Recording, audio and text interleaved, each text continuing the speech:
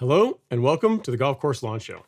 My name is Ron Henry and I'm here to help answer your lawn care questions. Now, if this is the first time you're joining us, welcome. Super happy to have you here. The way this works is really simple. On your screen, you will see a chat box. And in that chat box, you can enter your question, concern, comment of the day, and I work through them in the order that they come in. Now, sometimes I have the answer, sometimes I do not. But either way, we have an awesome time talking about lawn care and sometimes life. Well, guys, we are on the tail end of September. You know, we're entering the third week for almost the third week of September. So it's this year's flying by. We're well on our way into the fall season. Lawns are really beginning to slow down. The Bermuda on my back lawn has really started slowing down a little bit earlier this year than it has in years past. Zoysia's still looking great.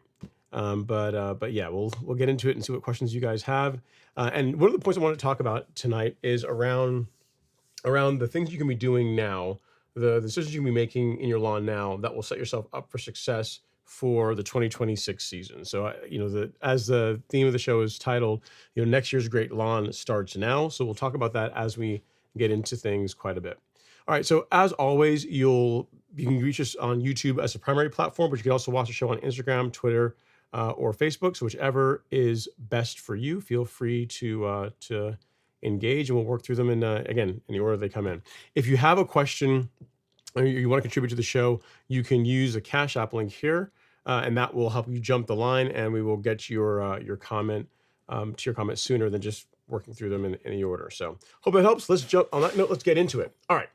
We have Gene DeWolf. Gene talking about beautiful, more elegant times of weeks and months past. He says, I'm missing pictures of your Bermuda backyard. Mine is looking tough due to the drought in spite of water 3 times a week, fertilizer, and mowing. Yeah, so Gene, so mine is beginning, it still looks decent, not as good as the front lawn. It's just starting to slow down. It's starting to really begin to check out earlier this season than it has in years past, largely due to I've pulled back on the amount of water I've been putting on the lawn and the high temps that we've been having off and on. You have some days where it's cool, the other days when it's like 80, like today it was in the high 80s, right? So that ping pong effect is doing a number on the Bermuda grass.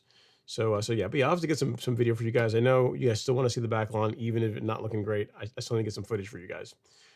All right, he says, I'm in Ackworth. I mirror your fertilizer and culture practices. Have you made any changes, irrigation, fertilizer, due to drought, cooler weather, shorter days? Not really. Not really. I have reduced irrigation compared to what was happening in the months of June, July, and most of August. I have pulled it back, but same fertilizer program. Irrigation is still running. It's just the cycles are a little bit shorter now. But yeah, no, nothing, no drastic changes really. Compared to what I was doing this time last year. All right. Next up, we have India Gordon. It says, Hi, I have a Bermuda lawn. Temps are 90 plus degrees with heavy clay. I made the mistake of asking a provider to scalp the lawn 1 week ago. What can I do to get the lawn to green up? Well, okay, so it's September, the third week of September, and you did a high to cut reset.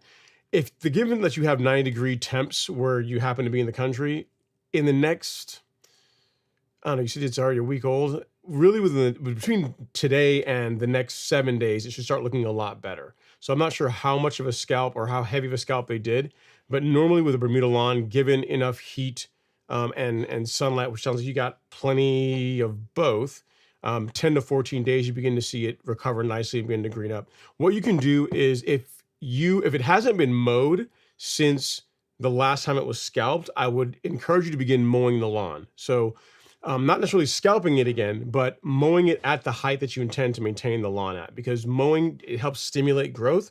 So if you can do that, that's going to help the lawn to recover that much faster.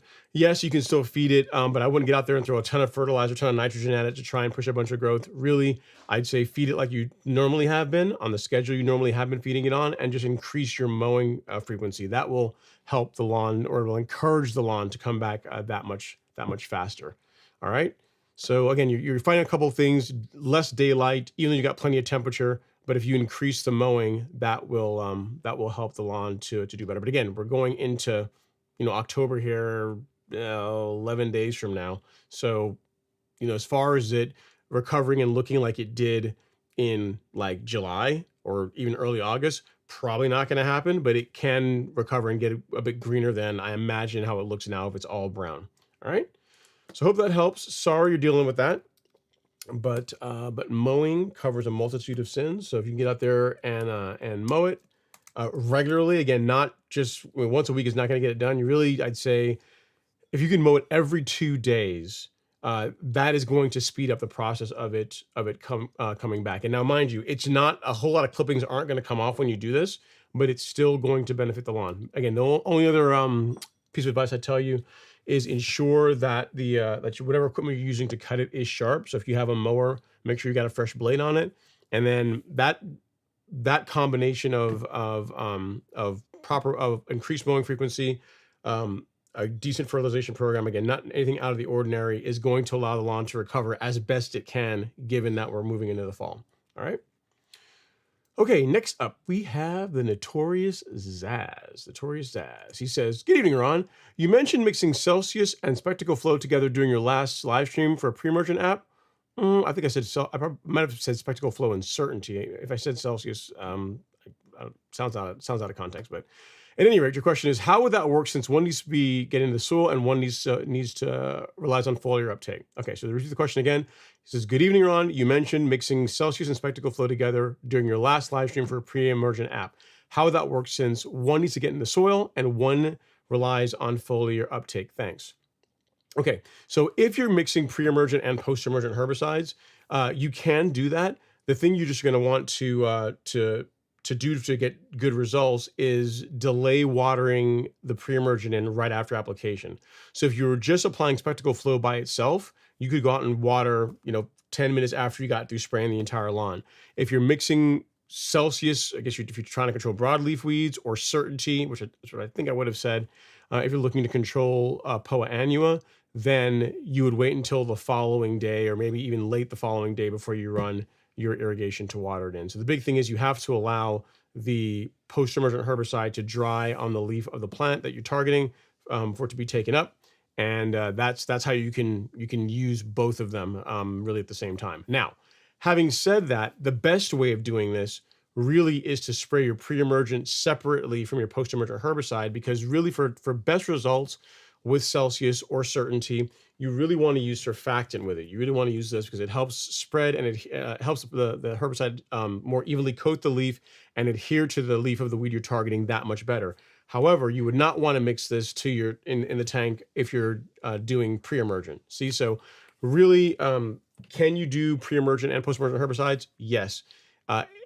Doing it and getting the best result with your pre-emergent is going to require, I would recommend that you not use surfactant, which is going to negatively impact the results you get with your post-emergent herbicide. So the best way to do them separately. All right. Hope that helps, Centauri Zaz. So that helps clear things up as far as what I was, how you'd go about doing that. I'm pretty sure I would have said Certainty, but if I said Celsius, again, 6 half a dozen. If you're trying to spray for broadleaf weeds and you're doing pre-emergent at the same time, same rules apply. Just give it time between the time you spray and the time when you water it in. By time, I mean at least 4 to 8 hours to allow it to dry on the lawn. All right, Notorious. All right, next up is Mr. Tom Hoffenkamp. He says, happy Friday, y'all. Looking forward to some tremendous turf talk. Not good, not okay, tremendous. And you're setting the bar kind of high, Tom. I'm gonna do my best. I'm gonna do my best, but we'll see. It is getting into the fall. It's a slower time of year, but you know, we'll see what we can do. Jackie Bear is up. What's going on, Jackie Bear? Hopefully you're doing all right. And then Jeff Hiroji is up next. He says, hey, Ron and all. I had a question about double cutting. Does that mean you go over your stripes twice in the same direction, or go over different directions to create a checkerboard? And what's the advantage? Okay, so the advantage of the answer to the question is yes.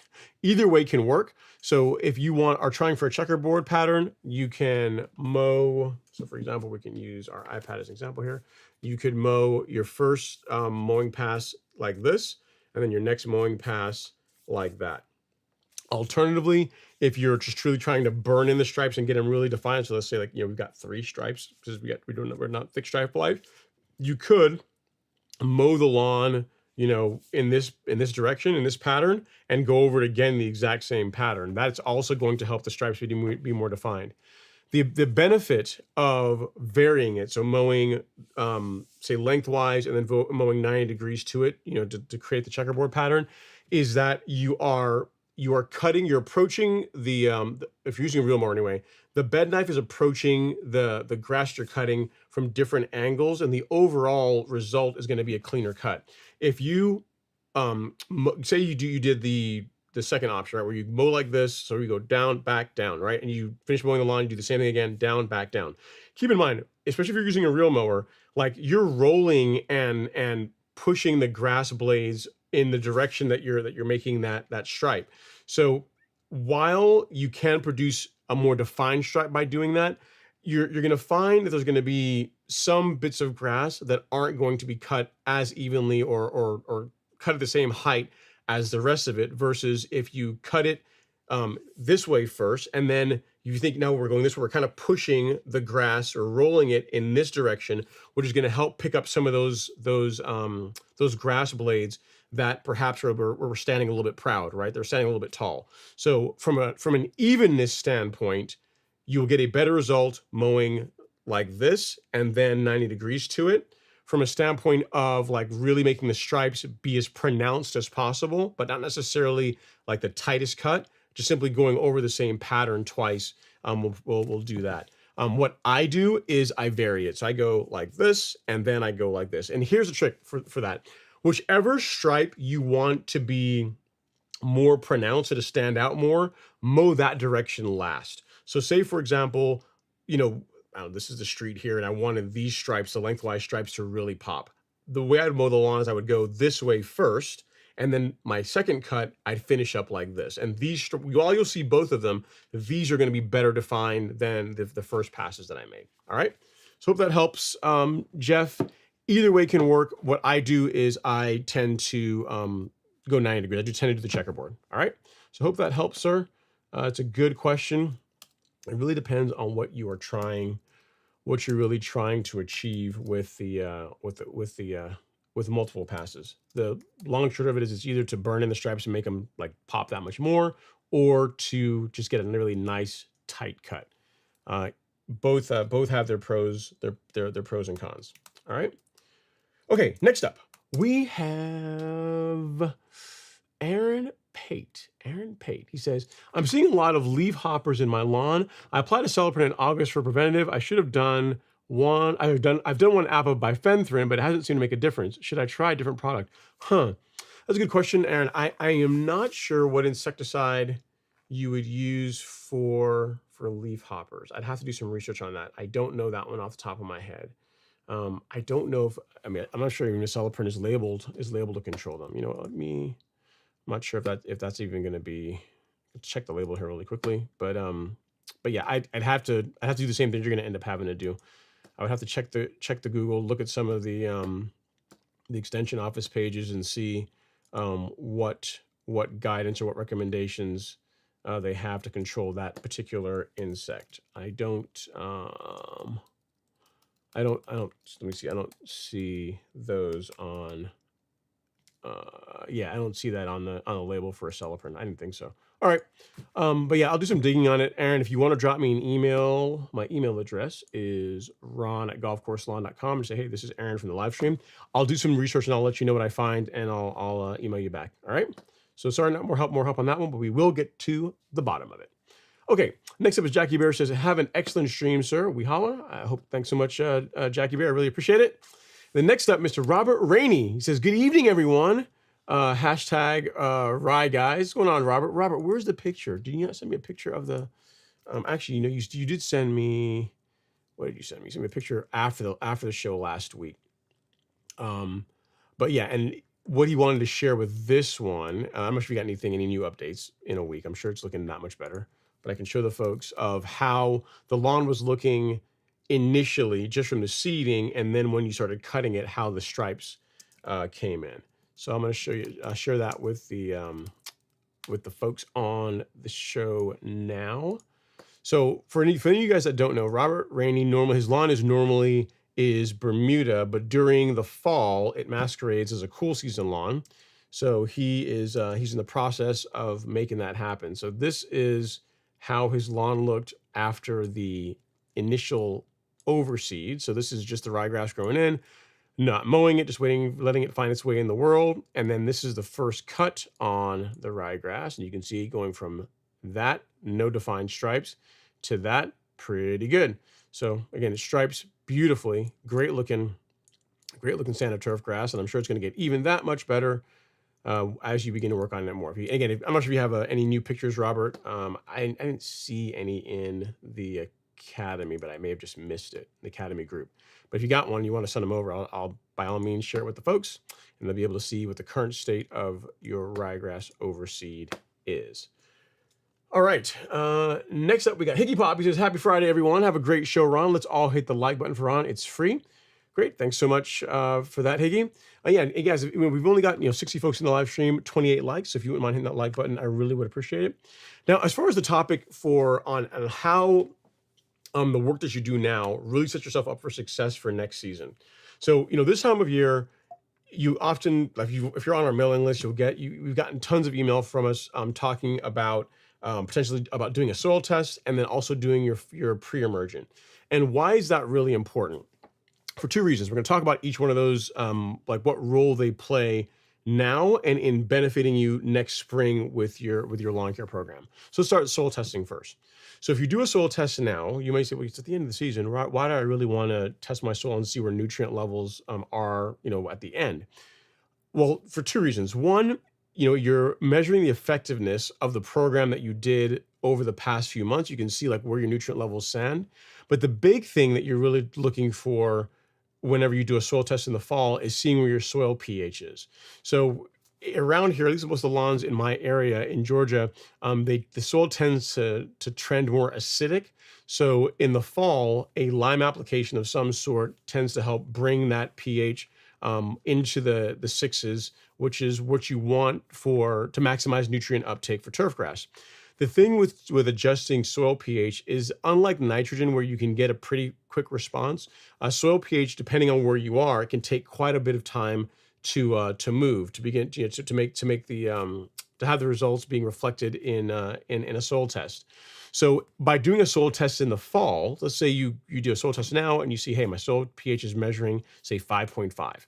Now you could get out there, you could put out a calcitic or dolomitic lime now at the appropriate rates, and that gives that lime plenty of time over the fall to where in when early spring hits, you're going to be in a much better position to where when you begin fertilizing the lawn for it to really wake up and be able to take advantage of whatever nutrient you're putting into the soil.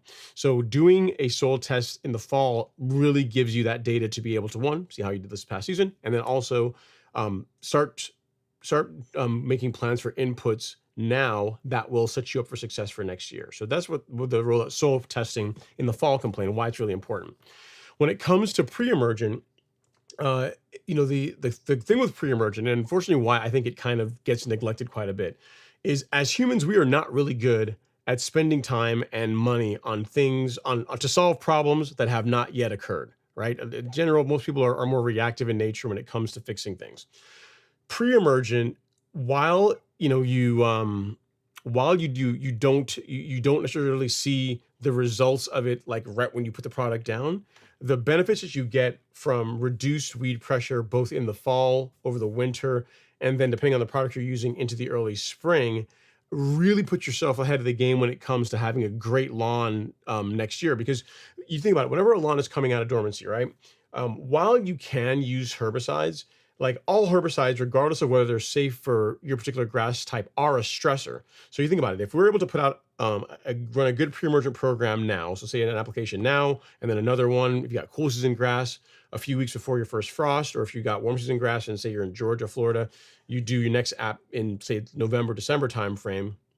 Now we're extending the preventative nature or the preventative properties of that pre-emergent herbicide to when we get around to like March timeframe.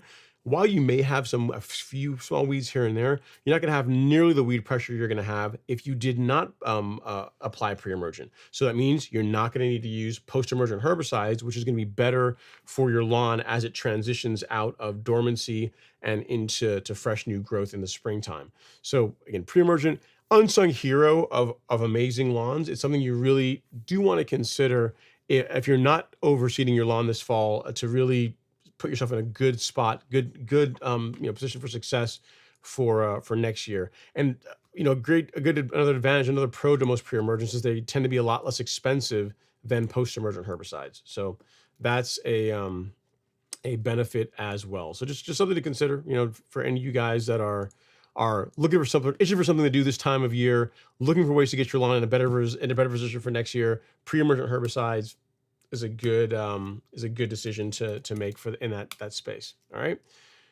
Okay. All right. So while we look for the next question, Robert just sent me a picture of how the lawn looks. I'm thinking this is today. He ran out really quick and got this, and looking good, man. Wow.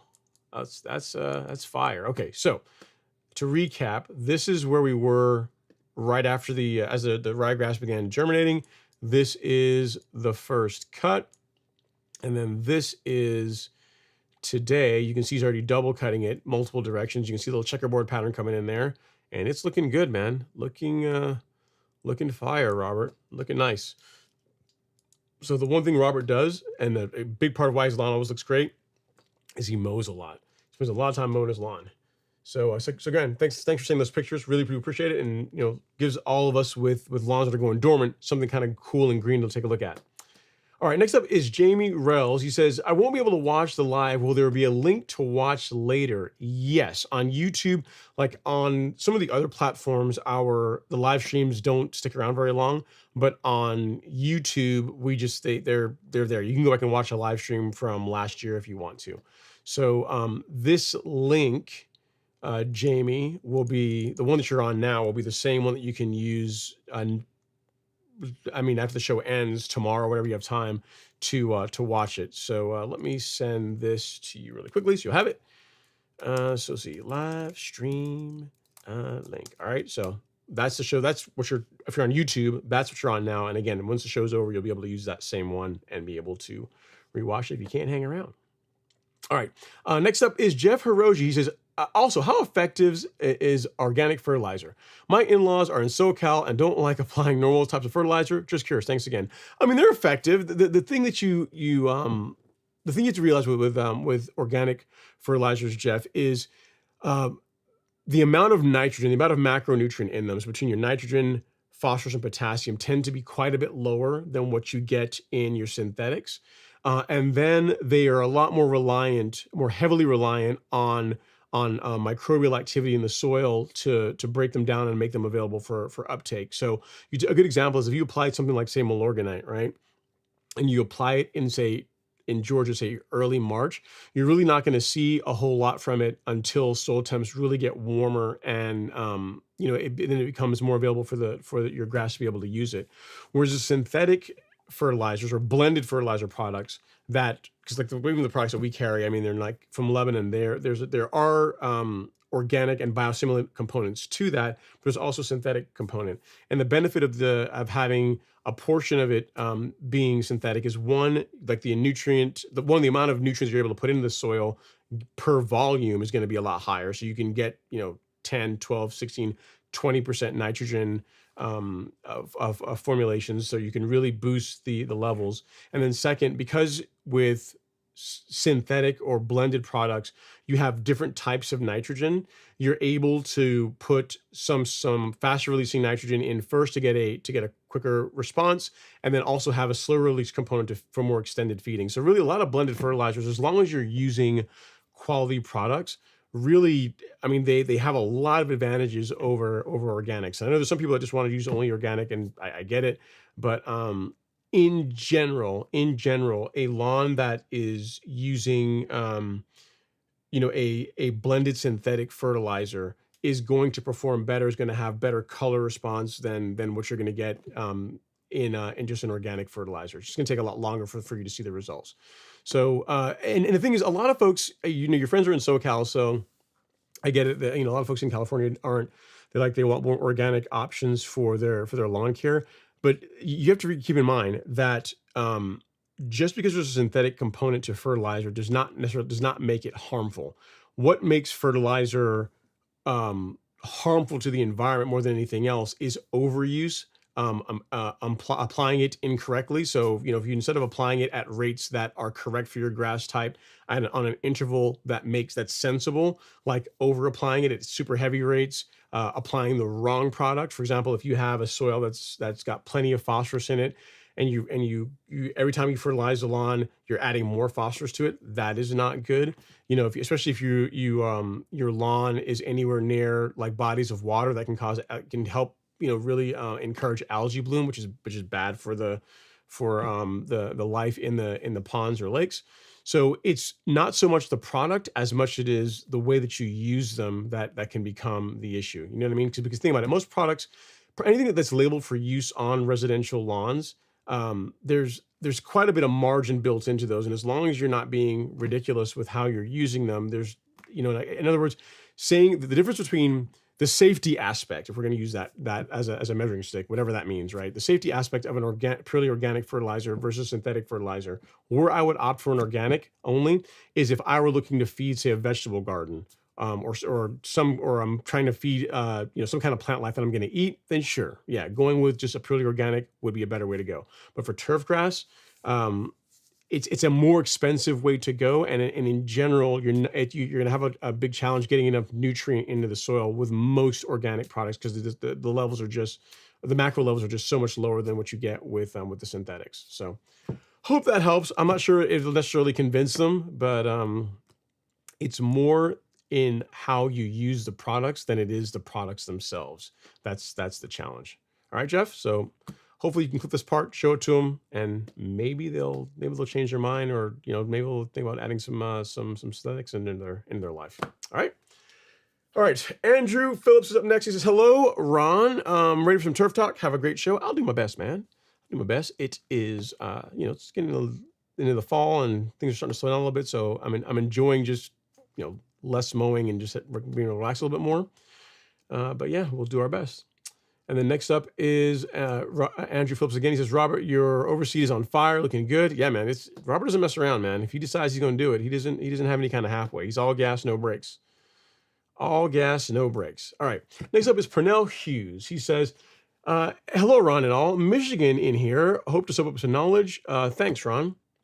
Cool. Yeah. I mean, so here's the thing. Even with you being in Michigan, much of what we talk about still applies to you guys. If you're not overseeding your lawn this fall, consider applying pre-emergent, especially if you got a cool season lawn, because a lot of the weeds that come into your lawn this time of year are more expensive to take care of in a cool season lawn than they are in a warm season lawn. So all the more reason that if you're not planning on overseeding, that you really want to get your pre-emergent out. All right. Next up is Mr. Matthew Whitson. He says, "Hey y'all, what's going on, Matthew? Hopefully you're doing well." And then next up we have a comment here from Instagram. This one is from Mr. Jake Contich. He says, "What type of fertilizer should you use for Empire Zoysia throughout the year, and what type should you use for St. Augustine?" Great question, Jake. The best way to answer that question, the best way, is getting the data from a soil test. So, the question of which fertilizer is best, it depends on what nutrient your soil is deficient of, and the only way to really know that is with a soil test. The one that we use and recommend is one from MySoil. Why I like these is because they're easy to use. You get the test kit. It's got comes with a self-addressed envelope. You mail it out. You get your results within 7 business days via email, and then your results are also saved in a portal to where if you decide you're going to do another test, a few months from now or the following year, it makes it easier for you to establish a directional trend as far as where nutrients and pH are moving in your particular lawn, which is really cool. Without soil test data, you're just guessing.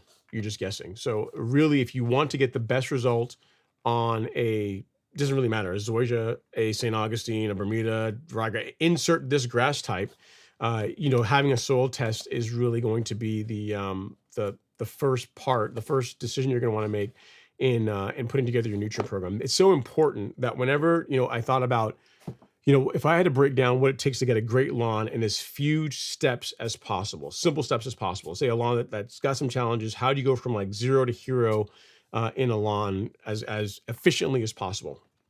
And I'll show you really quickly here. At the Golf Course Lawn Store, I'll share an infographic with you that we did a few years ago as I thought about this question and put this together. So if you had to take like just 5 steps to create a great lawn. So step 1 is to eliminate weeds. Identify the kind of weeds you have in your lawn and get an appropriate herbicide that is safe for your grass to control them, right? So that's thing 1. If you got no weeds in your lawn, great. We can go into step 2.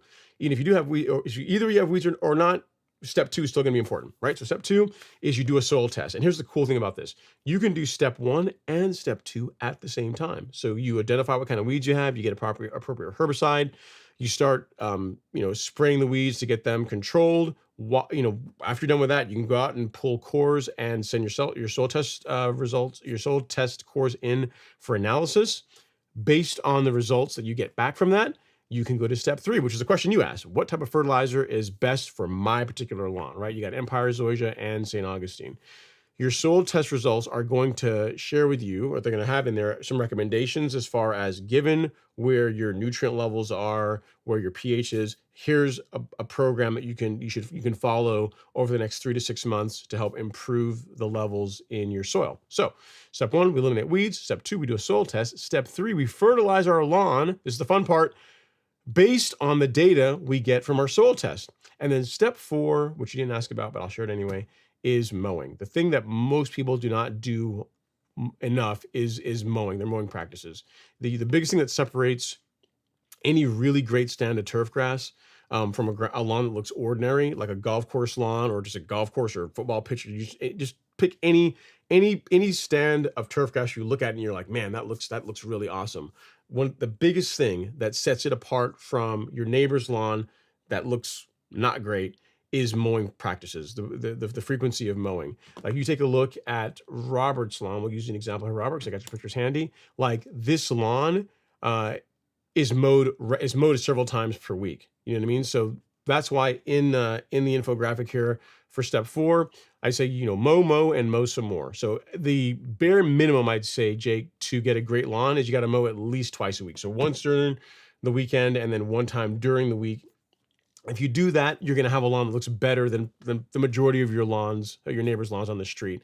If you're really trying to take things up a notch, especially as the cutting height gets lower, you'll have to increase that mowing frequency even more. You know what I mean? But again, you're trying to create a stand of turf grass that visually mirrors what you see on a golf course or other professional turf. And the big thing that they're doing is they're mowing a lot more. So if you want to get the results the pros get, you have to do what the pros do, right? So get rid of weeds, do a soil test, fertilize your lawn, mow some more with sharp equipment, and then getting a great lawn is pretty much a byproduct of these previous 4 steps. Like it's practically impossible to not get this if you do these things consistently.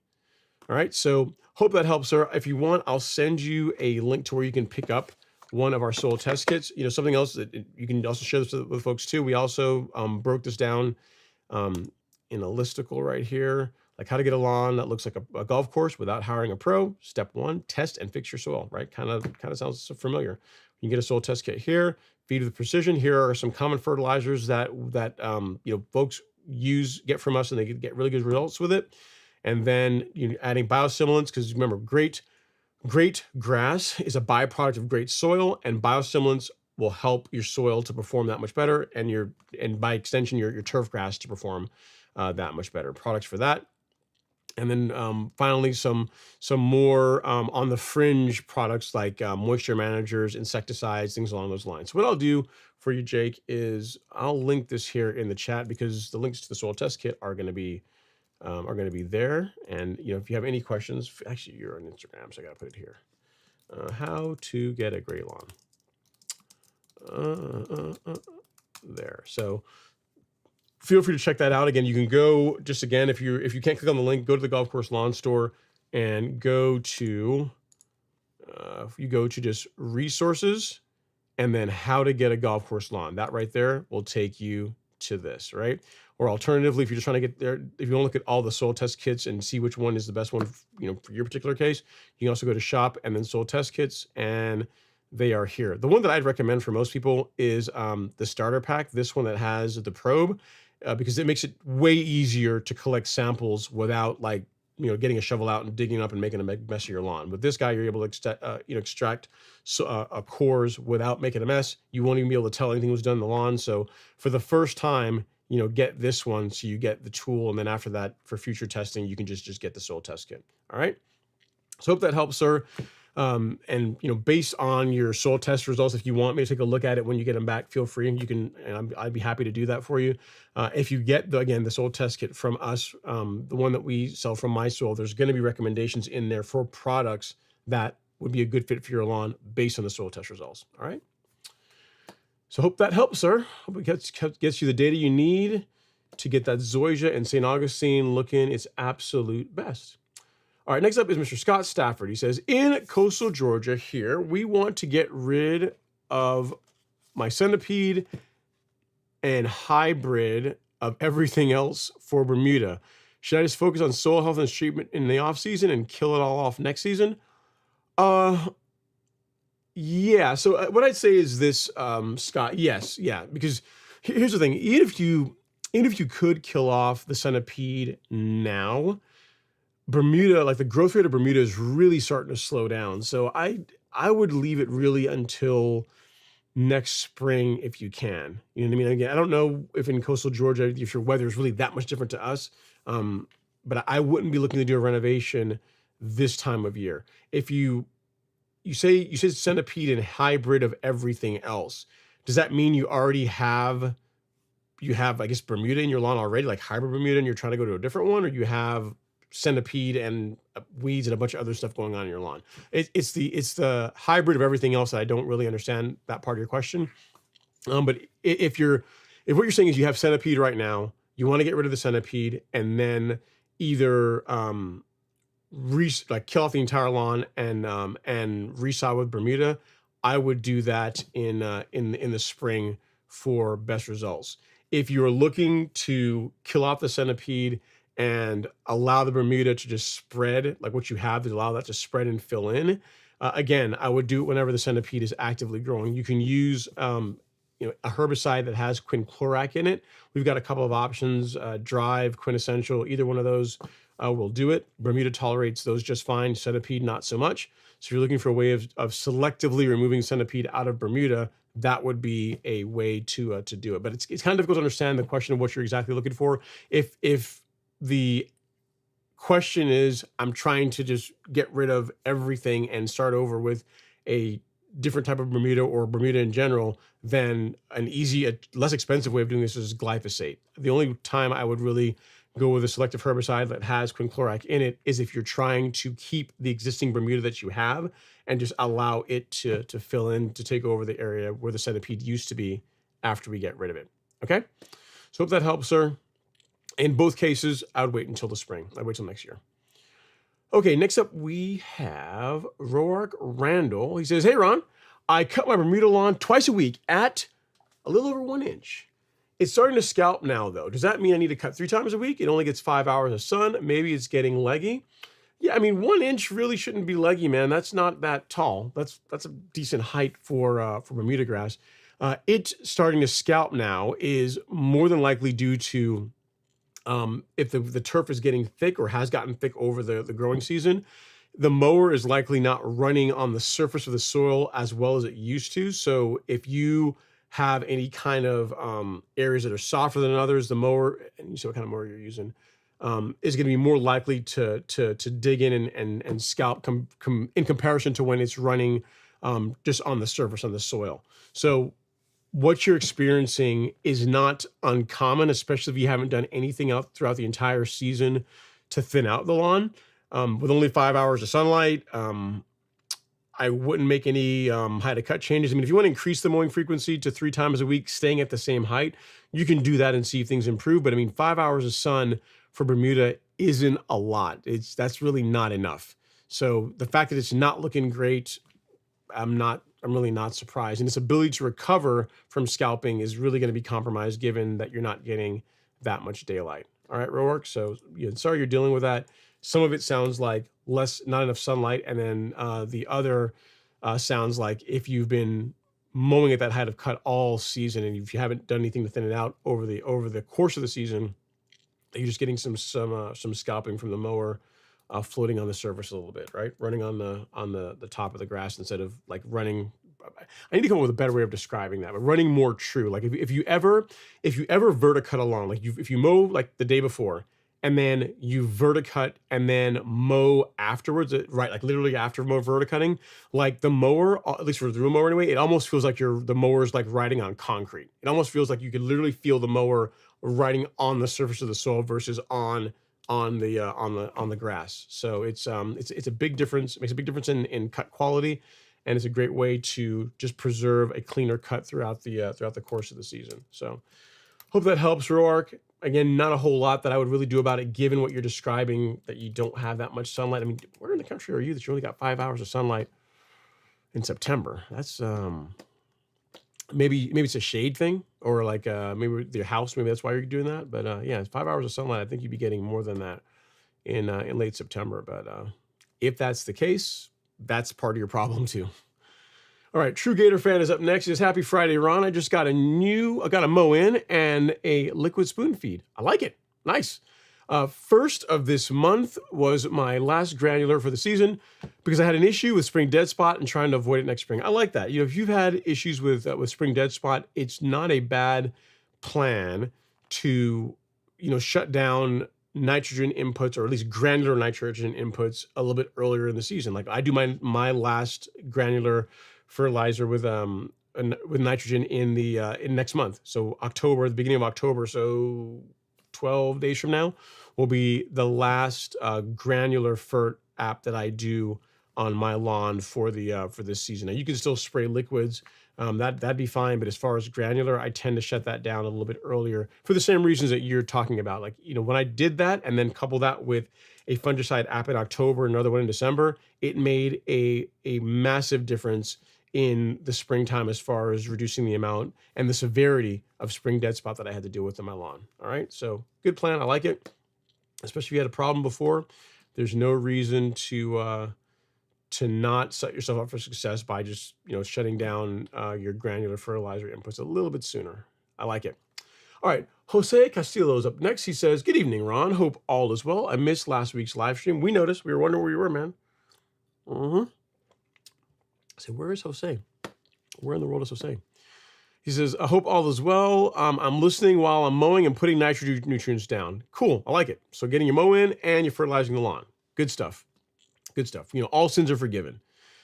All right, next up we got Mr. Darren Proctor. He says, "Good evening, everyone. Nice shirt." Yeah, man, Darren, you like the new digs? I got a couple of these made from a local place to have something to mow in that's not a collared shirt, and I like them, man. This actually might be one that we can start offering on the store. What do you guys think?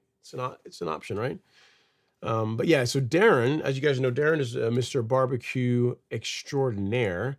And I told him, next time, or I asked him, hey, next time you do some grilling, share it with us, man. Don't be that guy where you don't want to, you tell us about all the great stuff you grill and we never get a look at it. So if you don't eat meat, then you're probably not going to like this. But if you do eat meat, you probably are going to like it. And even if you don't like it, but you like really cool stuff and it's really highly over designed and is just made pretty just for the sake of looking pretty, you'll probably like this too. Because this man, again, he has a barbecue pit with like wheels on it. I mean, I can try and describe it, but it's easier to yeah, but don't all barbecue pits have wheels on it? Not like this. Not like this. This is special. This is special.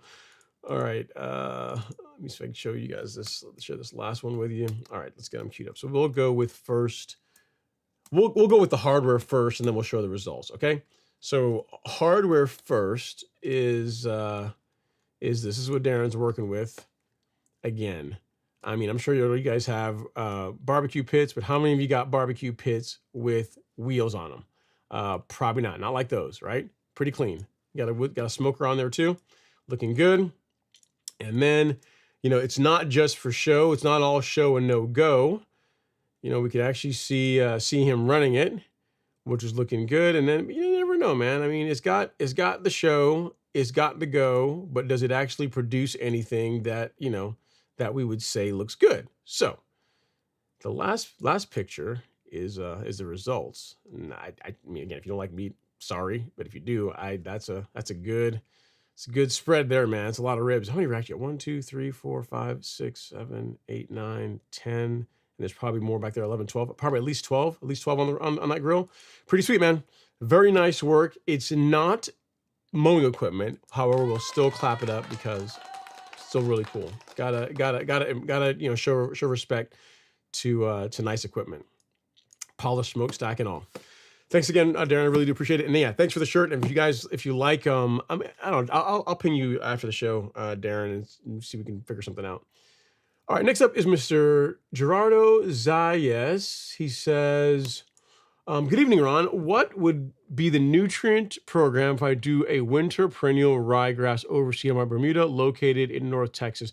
Yes, you could still feed it. You can still follow a spoon feeding program if that's what you wanted to do. Again, a granular fertilization, relatively low rates, and then supplement that with foliar sprays every couple of weeks. You could pretty much the same program that you're doing on your Bermuda lawn in April, May, June, July. You could follow a similar program for your perennial ryegrass overseed.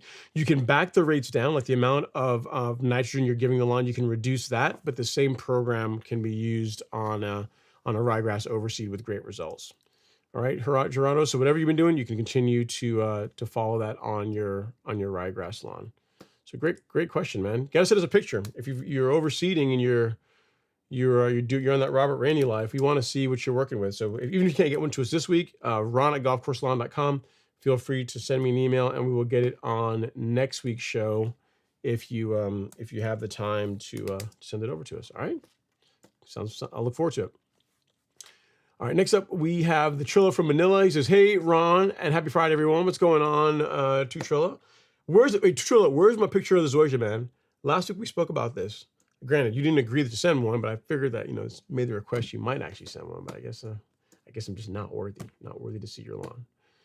All right, next up is Chris Means. He says, love the info here. I'm glad to hear that, Chris. Glad to hear it's helpful. Appreciate you taking some time to come hang out and watch the show. All right, next up is Dan in Kansas. He says, Ron, a yard at my church is 90, 10 weeds Bermuda. So 90% weeds, 10% Bermuda grass. Can I do pre-emergent now and in the spring without harming the spread of the grass next year? Yes. Yeah. I mean, you can. I mean, you're 10% Bermuda. So yes. If you want to not use a pre-emergent now, I absolutely would do that. If you want to do it again in the spring, I absolutely would do that. What's the plan for next year though, Dan? Because I mean, if you're at 10% Bermuda grass, you could be looking at all season, to get that lawn at your church to fill in and have it all be Bermuda. So is the plan to, perhaps sod it, to plug it? I mean, I'll be honest with you. Like if you got 10% Bermuda grass, 90% weeds, I mean, you can doing pre-emergent now is not a bad idea. I would probably still do that, but for next year, assuming the church has got budget for it, I might just plan just to resod, man. Like just go scorched earth, glyphosate it, and resod. That's going to be a faster way to get a great looking lawn. Because again, if we look at the alternative, right? So we go to March, April time next year. You decide, okay, we've got now say 15% weeds, 85%. So 50% Bermuda, 85% weeds. You get a post-emergent herbicide combo like Celsius Certainty. You go and you spray the entire property. Now you've got, a bunch of dead bare ground and some Bermuda grass. That's probably, I mean, for your lawn, you might be willing to take that ride and be like, hey, I'm just gonna let it fill it over the season. But at church, people are coming there on Sunday, they're gonna be like, you want people to come by the church and be like, man, what's going on here? So they're probably not gonna want to have a big, to have it look unsightly for that long a period of time. So while you can do pre-emergent now, if they're looking for advice or you're gonna be working with them on getting the lawn together, and again, assuming they have the budget for it, I would plan for a resod for next year. That's how you're going to go from like where you are now, which is, trace elements of Bermuda, to a great looking property, given that they're probably not going to be open to it having it look really ugly throughout most of the season if you take the approach of kill off the weeds and allow the Bermuda grass to spread over time. You know what I mean? So hope that helps, sir. It's a good question. Sorry you're dealing with that. I mean, pre-emergent though will reduce new weed pressure. So what you got now is what you'll have, and then you clean up next year, and possibly resod, and you'll be on your way to a great looking standard turf grass, right? So yeah, again, all comes down to budget. All comes down to budget and what they're really looking forward to, or what they're trying to do. All right, Michael Thomason is up next. He says, Ron, I have 901C and NutriCalc for spoon feeding. Is there anything else you can use for spoon feeding? Thanks for all your help. Okay, so you got 901C, you got NutriCalc. The only other thing I could say you could add to that, Michael, is a micronutrient if you wanted to. So you've got, let's go over here really quick. If you go to the Golf Course Lawn Store, you go to shop, and we go to our carefully curated lawn fertilizer section. So you've already got 901C, and you've got our kelp product, NutriCalc. So you've got this, and you've got this, which are, great choice. If you're looking for an additional, pop of green and just to also help address micronutrients, you can add this along with it. So the NutriCalc, I would spray at 3 ounces per 1,000, 901C, 3 ounces per 1,000, and then the liquid micronutrient, 6 ounces per 1,000. So they can all go in the tank and get sprayed at the same time. How I dilute these is with a gallon of water. So those rates I gave you per 1,000. So it'd be like 3 ounces, 3 ounces, 6 ounces in a gallon of water sprayed over 1,000 square feet. So if you've got a larger sprayer, so you got a 4-gallon sprayer, just take those numbers and multiply them by 4, and you'll be able to cover 4,000 square feet per tank. You know what I mean? So, but those are the rates. 3 ounces for the Mirimichi liquids. It's 3 ounces per 1,000 is what I find works well. That way you're getting the benefits without really using more of the product than you need to. And then for the for our micronutrient, 6 ounces per 1,000 when you're mixing it with 901C and NutriKelp. That's the only other thing, you know, I would add if you're looking to get the most out of your foliar sprays for the remaining part of the season we have left. And what I'll do is I'll send you a link here where you can go take a look at that, and we'll be happy to send some your way. All right. Next up, we have Jose Lugo. Jose Lugo. He says, "Hey, Ron, I'm located in Orlando, Florida. My question is, can I apply Image, Princep, and Prodiamine now to my Empire Zoysia?" So you're trying to create like coastal, poor man's spectacle flow. Yeah. If you want to use that as your pre-emergent for the fall, absolutely, that can work. That can work just fine. What you're putting together there, again, depending on rates that you use for each of them, is essentially a product called Coastal, which again I was referred to as like poor man's spectacle flow, and that it works. It doesn't have the longevity or the residual of spectacle, but as far as managing Poa annua in a warm season lawn, it's really good. It's better than using Princep by itself or using Prodiamine by itself, and then you have a little bit of imazaquin in there, a little bit of Image in there to knock out any Poa that's already potentially starting to grow in the lawn.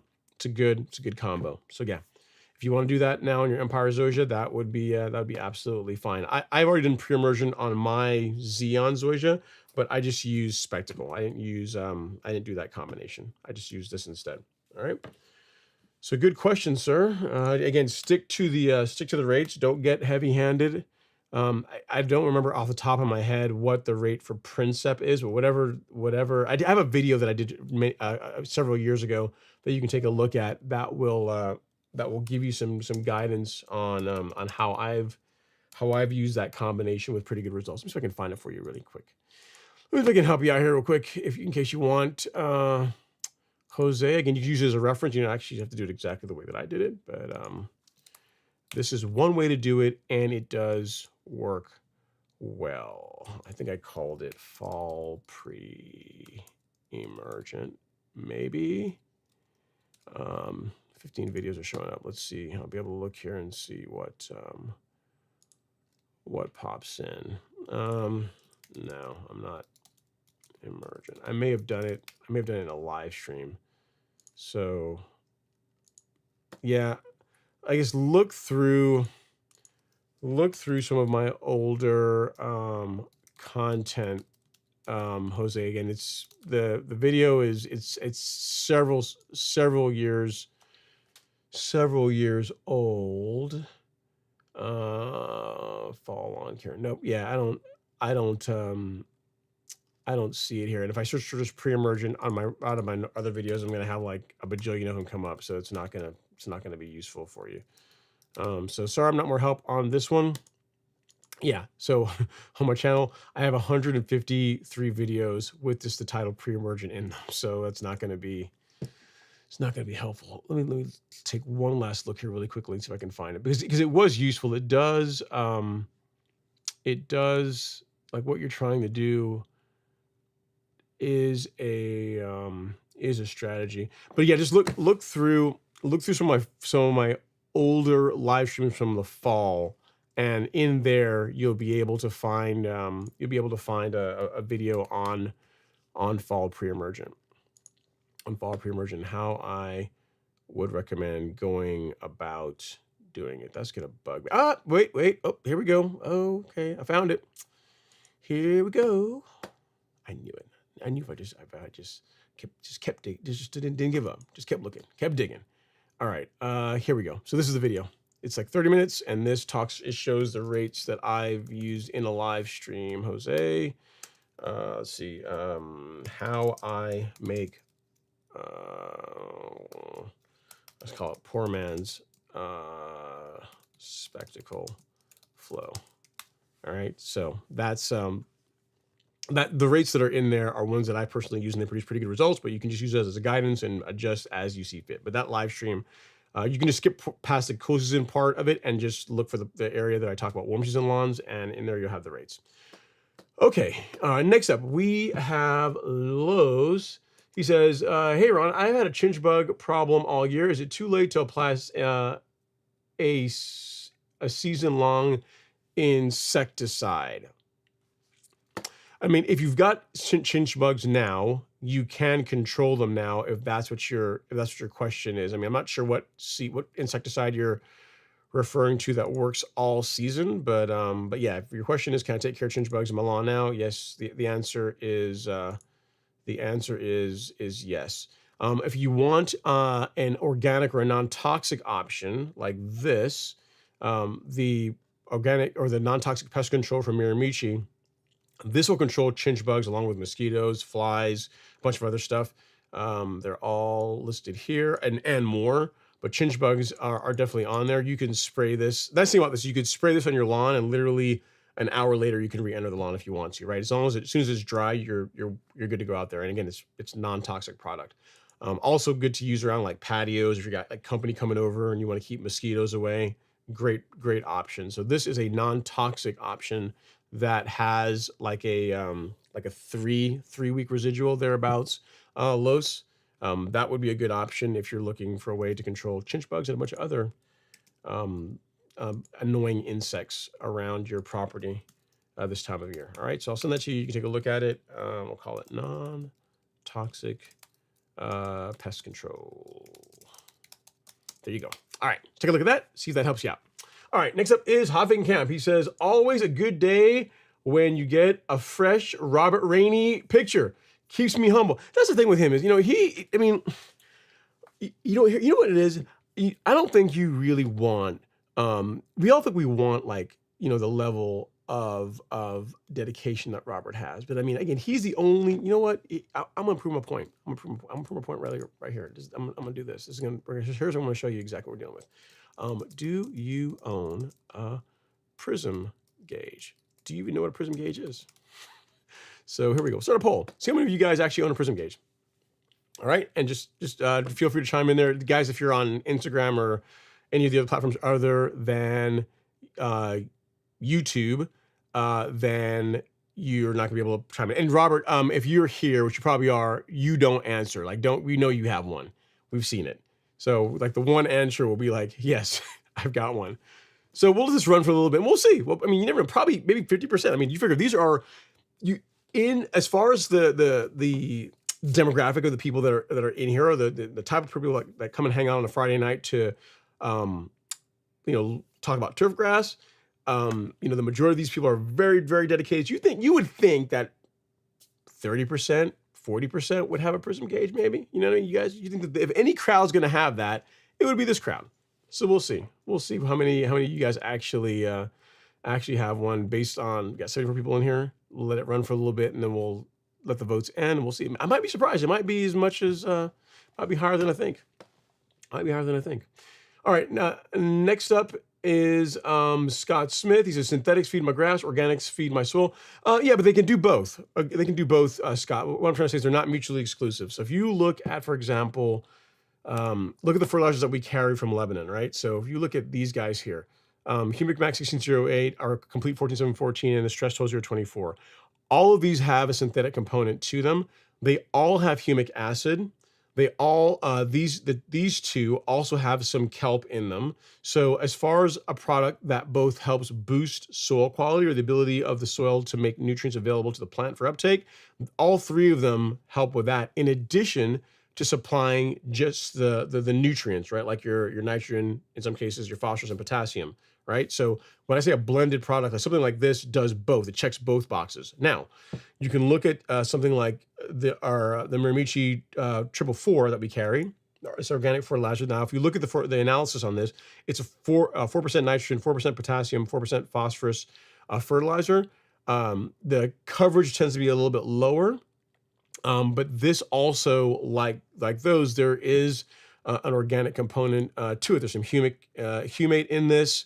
There's a bacteria package that's in this. So if you're looking for something that you wanted to, in addition to use on turf grass or use on like a vegetable garden or something, like this would be an option that would be good for that. Whereas these fertilizers, which are really designed for turf grass, I would not do. But these are combination products. And it's not one or the other. Like if you're using a good fertilizer, it really should be a blended product. It should help feed the soil, and also, I mean, they're all, technically it's all feeding the soil, but I mean, it should have a biostimulant component to it as well. There should be a component to the fertilizer that helps the soil be more efficient versus just throwing straight nutrient into the soil is what I'm trying to say. All right, Scott, so I hope that helps, sir. Next up, we have Havenkamp. He says, fun fact, in many languages, R rainy is spelled goat. Yeah, man, I can see that. I can see that. All right, and then next up we got Spencer Sharp 98. He says, evening, Ron, what's a good liquid fert to add to my spoon feeding program? Been looking at 901C, still feeding here in NorCal, have at least 2 more weeks in the 90s, patiently waiting for my pre-emergent app. Okay, so you say add to your spoon feeding program. What are you currently doing, Spencer? It's kind of tough to give you a recommendation of what to add without knowing what you're doing currently.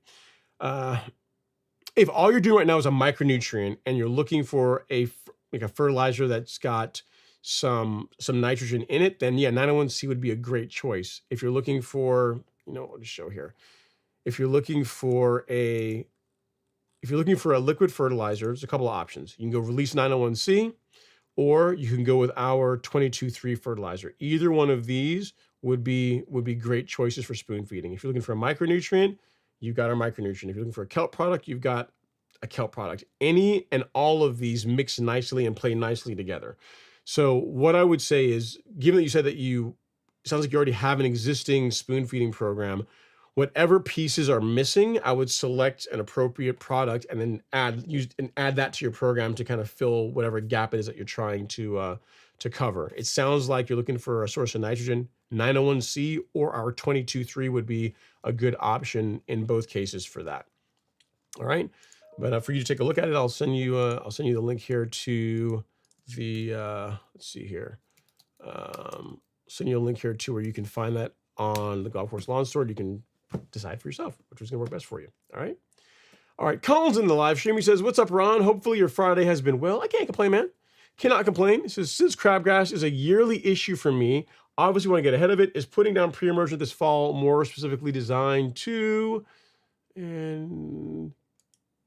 control crabgrass? Is it putting it down for the fall time too early, or should I wait till early spring?" Yeah, so if you're looking to control crabgrass, your spring pre-emergent is going to do more for controlling crabgrass than what you're applying now. Like crabgrass that's in your lawn now is beginning to die off, and typically doesn't germinate in the fall unless you live somewhere where it's like hot year round.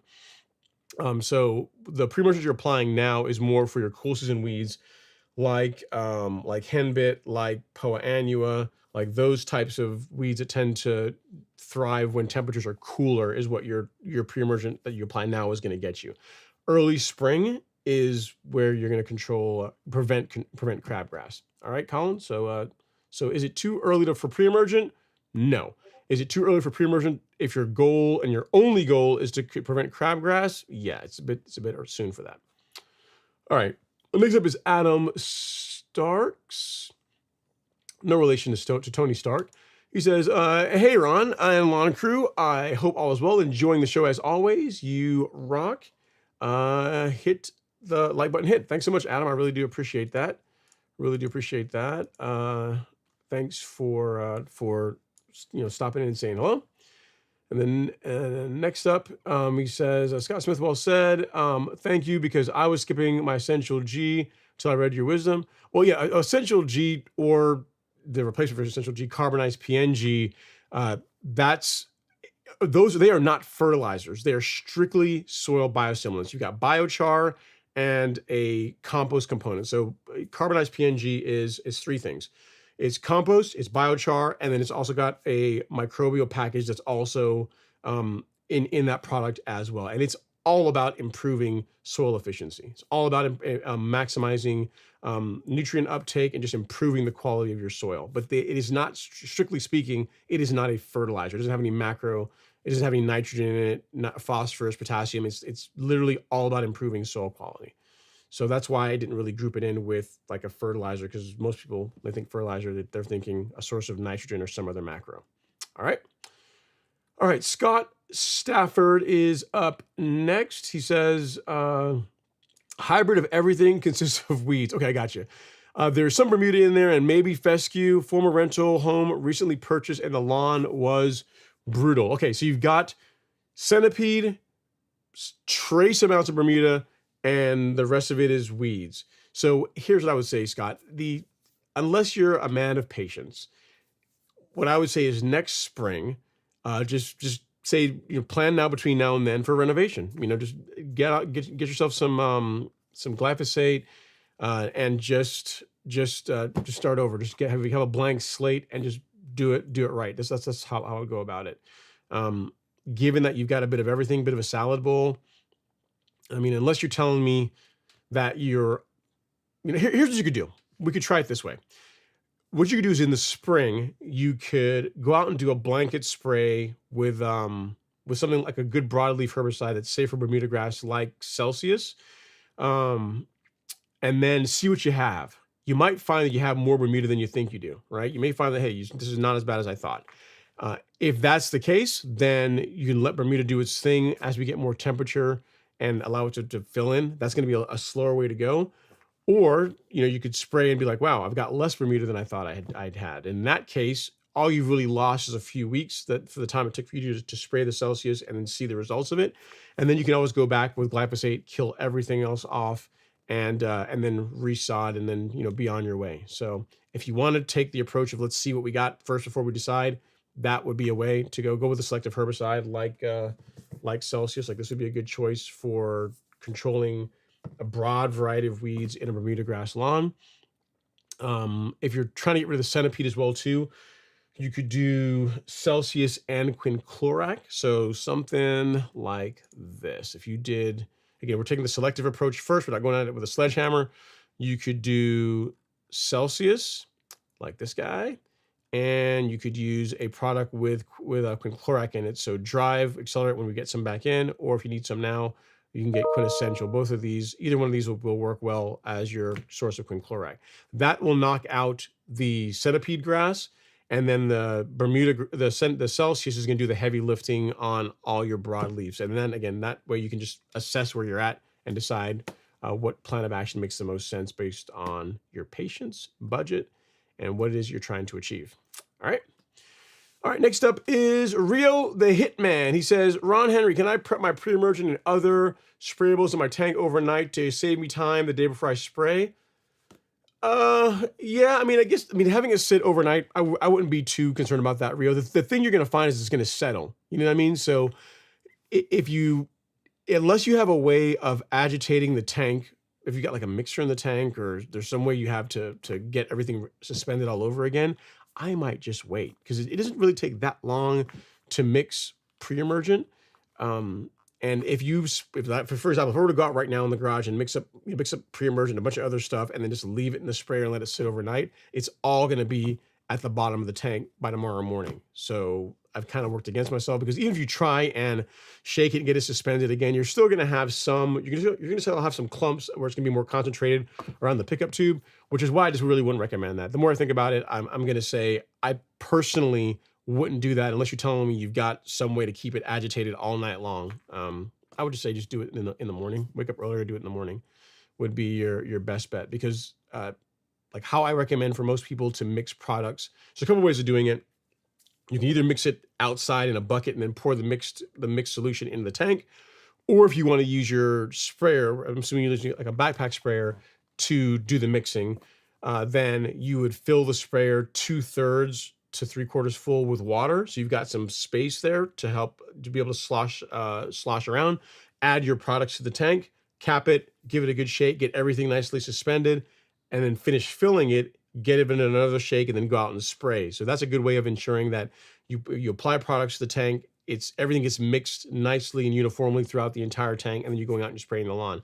If you were to go do that and then let it sit for 8 hours, it's literally all going to be at the bottom of the tank. I wouldn't do it. So hope that helps, Rio. Don't really want to beat a dead horse, but the more I think about it, the more I talk about it, the more I hear my answer, the more I would tell you I personally wouldn't do that. I would just wake up a little bit earlier and do it in the morning if it were me. Darren Proctor is up next. He says 17 total slabs. Yeah, I said like 13. He's like, hey, man, 17. Have you not seen that equipment? That equipment can easily do 17 slabs. That's pretty cool, dude. I imagine now. I mean, I don't know. You're not here. You can't explain it to me. So I guess 17 slabs. Does it cook pretty evenly? I mean, that's a lot of meat on that grill. I guess you get I'm sure you got it worked out to where you get pretty even cooking across the board. I imagine the ones that are more cooked, you got them sitting on top, and then the ones that are the fresh ones you put on are at the bottom.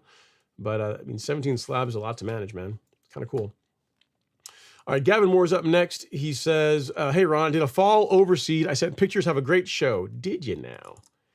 Did you now? You sent pictures. Let's see what you're working with, Gavin. Let us see what you are working with. You said you did an overseed of my turf type tall fescue. Okay, let's see here. So this is where, what am I looking at? These are not coming. Let's see, Gavin 1. I think this is another picture. And then it'll just say Gavin 2. Yeah, man, if you can, next time send them before the show, because that way I can make sure they're formatted properly. It looks like it's a total of 3 pictures, I think. I think.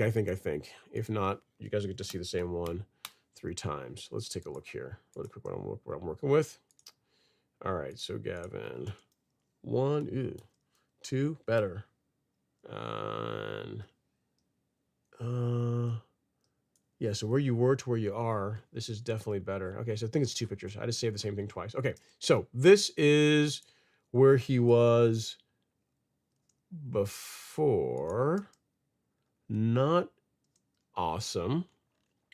So this is where he was before, what he's working with before. Again, seen better days, not, but then now, after the overseed, it's coming in pretty nicely. So from that to, where is it? To that, that's a pretty big upgrade, man. It's pretty awesome. So going from that to that, you can really see even there to the left of that tree, how much nice, I mean, the first picture isn't showed as well, but how nicely that's filled in. Yeah, man, nice work. Nice work. It's coming in nicely. I dig it. Nice work, Gavin. Thanks for sharing with us. As it continues to develop and get even better, send us updates. We'll keep everybody, read in as far as how it's doing. All right, next up is Taz Labs. He says, "Good evening. Do you recommend putting winter guard or fall fertilizer down after a lawn renovation? It would be about 1.5 months after germination. If not, what would you recommend doing for the winter in New York?" Yeah, so what I would say, Taz, is 30 days after you have you've overseeded or have you resodded or what it happened to do as far as your renovation goes, begin feeding the lawn. Start mowing it and start feeding it. That is going to do a lot for helping the lawn look its absolute best. So as far as a fertilizer towards the end of the season, a fertilizer higher in potassium is what I would go with. If you're looking for an option, if you go to the golf course lawn store, go to shop and then lawn fertilizer, then this would be a good option for the fall. It's not going to push too much growth. It's lower nitrogen, but then higher in potassium. This would be a great option. This is what I'm going to be using on my lawn next month to close the season out. Depending on what the weather is like for you in New York, you might have, another 2 months of being able to feed it with a fertilizer like this. But yeah, I'd say a new lawn, it's been a month and a half, start mowing it. That's definitely a thing 1, start mowing it and then start feeding it. 30 days after, you can start feeding it. All right, Taz. So if you wanted to take a look at that, you got right there. That's the fertilizer that I was just showing you. All right. And then Dan in Kansas says, "Thanks, Ron. I am the budget. I got the church lots on par. Was just trying to get this lot to catch up. Thanks. Happy to help, sir." All right. And then next up is Vanessa D. He says, "Hey, Ron, I purchased Spectacle Flow and I don't want to waste it. What's your thoughts on dethatching my lawn using a dethatching rig before applying Spectacle Flow this fall?" Yeah, so I wouldn't, if you wanted to lightly, no, I mean, in general, it's not necessary, Vanessa. It really isn't. If you told me wherever you are in the country, like the lawn is still growing aggressively enough that you're still mowing regularly, and if you wanted to lightly, thin the things out a little bit, that could be okay. But the big thing is that Spectacle is going to work fine. If you apply it at the correct rates and water it in, it's going to work. It's going to be fine. Yeah, I wouldn't, because here's what I don't want you to do. I don't want you to go out there, run a dethatcher or or a heavy scalp on the lawn this time of year, have expose a bunch of bare areas, a bunch of bare dirt, in hopes of helping the spectacle, help the pre-emergent get in better. But then you still got bare dirt, which is just going to increase the likelihood that you're going to have weed issues. So I really wouldn't. I would apply it at the correct rates for whatever grass type you have. You didn't say what kind of grass you have, but say you have Bermuda, one strategy is to apply it at 2/10 of an ounce now, and that call it good until springtime.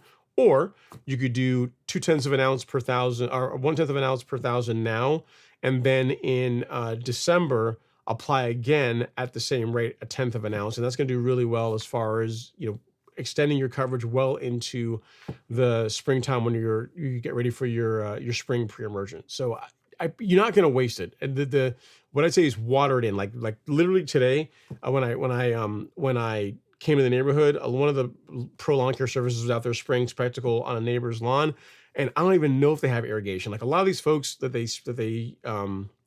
get sprayed with Spectacle in the fall, at least in my neighborhood, not like most people here don't even have irrigation. And you know what? Come springtime, you can still see the ones. You can tell. You can look. You can literally walk the neighborhood. You can walk the street, and you can tell the lawns that had Spectacle sprayed on them, even just relying on dew and like rain just to water it in, and the ones that got no pre-emergent. So you're going to be fine as long as you spray it properly, get good coverage, water it after you're done. You're going to be fine. I would not go out and dethatch or scalp the lawn as a way to try and help improve the performance of it. Like if you water it in, it's going to work. Okay. So hope that helps, Vanessa. Good choice on going with Spectacle. It's a great product. It's what I recommend and what I use on my lawn this time of year. So you're going to be really happy with the results that you get with that. Again, just follow the label rates, and you should be good. You should be good to go. Good to go. All right. Next up is Mary Newsom. I don't know. I think you pulled that back. That wasn't for me. Okay, next up is Theodore Nobles. He says, "What's good, Ron? I use Barricade in the spring on my common Bermuda. Should I go with liquid prodiamine in the fall or more Barricade? I live in Brunswick, Georgia. They're the same thing. So Barricade is a brand name. I think it's Syngenta's brand name for prodiamine. So Barricade, prodiamine, same thing. It's like Barricade is just a brand name for it's like Image is the brand name for imazaquin, right? So same thing. So Barricade, prodiamine, same thing. And you're saying, should I go with liquid prodiamine in the fall? Assuming you didn't, depending on the rates that you used for your spring application, if you want to go with a liquid version or liquid option for prodiamine in the fall, you can do that. What I would opt for, again, assuming your budget allows for it, is Spectacle. This is, stuff is not inexpensive, but it is so worth it. It's worth every penny as far as the kind of control that you get with this product. And I've tried what you're talking about doing, using prodiamine in the fall. I've tried what the other gentleman asked earlier of using prodiamine, Spectacle, prodiamine, Princep, and Image. So prodiamine, simazine, and imazaquin. I've done that. Coastal works pretty good. It's better than prodiamine by itself. And several years ago, I said, you know what? Everyone keeps talking about Spectacle like it's the second coming of a weed-free lawn. How good could it really be? And I used it, and there's no comparison. Like it is way better than any of the options. Like it's an order of magnitude better than the other options that I shared with you. They can all work, and any of them are better than not doing pre-emergent, but Spectacle by far is the best option for fall pre-emergent in a warm season lawn, in my opinion. This is just not just my opinion. It's also just from my personal testing. Like I've actually done this, and it's by far the best stuff to use, which is why this is all I use on my lawn in the fall. All right, Theodore. So assuming you haven't gone too heavy, or you have enough on your annual limit for prodiamine, if you want to use that as your fall pre-emergent, that can work well. Spectacle is a better choice, though, in my opinion. All right, so a prism gauge. Mary, did I say prism? Did I say prism? I meant prism. Okay, well, let's see. The poll is up. We'll end it here. What did I say? Did I type it wrong? Yeah, Prism gauge. Okay, so we have 37 votes. Let's see, 37 times 0.14. All right, so 5 of you? Interesting. Okay, so 14%, 37 is 5. So 5, almost 5 and change of you guys have prism gauges. That's more than I would have expected. And one of those is probably Robert. So we'll say 4 in addition to Robert. So that's more than I thought. That's actually higher than I thought it would be. I forgot where I was going with this. So yeah, so I was saying that to say that Robert takes an approach and to his lawn that most people are not going to be necessarily willing to go to. I'd say that. I was going to say that this guy owns a prism gauge. Most people, Mary, case in point, doesn't even know what a prism gauge is. Mary, what a prism gauge is? It's a tool that you put on the lawn that allows you to see a couple of things. One, it allows you to see a very accurate way of seeing what the height of cut is of the turf grass, and then also for seeing the quality of cut. I don't know, Robert, I'm not sure if you're still around here. I don't have a picture from your prism gauge handy. I'm sure you probably got one in the archive somewhere. Let me see if I can find one really quickly. But what's really cool about a prism gauge? Here we go. Found one. Okay, so I found it. Let's see here, Robert Prism. All right, so this is a prism gauge. So you can see you put it on a lawn and allows you to, you set your mower to, I don't know, 3/4 of an inch, 1/2 an inch, 5/8. But how, like, in other words, what you set on the mower isn't necessarily what's going to be translated in the actual height of cut on the lawn. Using a prism gauge is a way to see exactly what the true height of cut is. So looking here on Robert's lawn, he looks like he is just under 1/2 an inch, looks like. And then in addition to another use for a prism gauge is not only to see what the height of cut is, but also to see overall how even the cut is. So if you look here, for the most part, he looks fairly even until you get, like, if we're going from like left to right, I'm not sure how, on my screen, it's, let's say about 25% from the left. You can see he's got a blade there that's kind of sticking up, and then go over a little bit more, another blade, a little crop of blades there that are a little bit higher.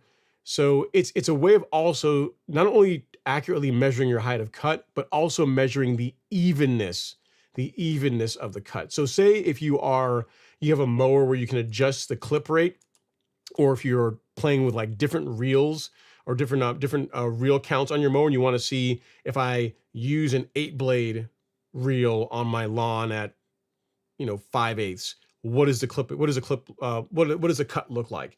If I use an 11-blade reel on my lawn at 5/8, what does the clip rate look like? Using something like or what does the evenness of the cut look like? Using a tool like a prism gauge is a way for you to visually see that, in addition to seeing what your actual height of cut is. So most people don't have these. Robert's got one now. Robert's actually the first person that I knew to actually have one of these.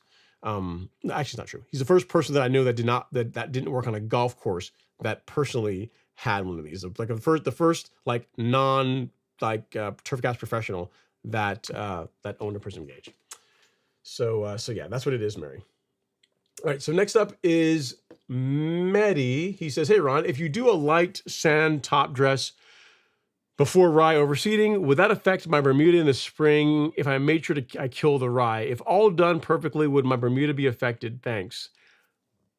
And if you lightly top dressed now and you're doing a ryegrass overseed, then yeah, it's probably going to be fine, Mehdi, because the ryegrass is going to be what you're going to be maintaining over the winter and fall months. The fall, winter, and then early spring months.